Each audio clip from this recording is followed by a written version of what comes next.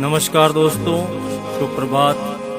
आपका दिन शुभ हो, मंगलमय हो। मैं आपका मित्र तेजाराम हिजरावत बीजापुर आपको मेरी एक बहुत ही अच्छी रचना गाकर सुनाता हूँ।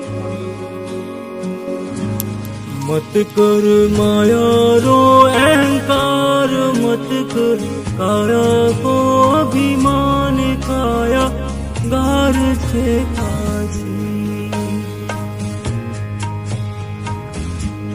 जो का पवन का लग जाए, जप का पवन का लग जाए, काया धूल हो जासी।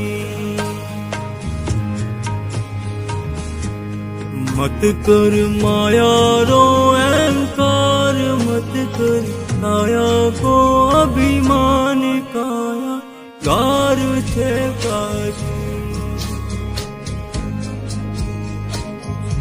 हो काया गार से काची रे दुनिया, ओशरा मोती जो का पवन का लग जाए, झपका पवन का लग जाए, काया धूल हो जाए, काया धूल हो जासी।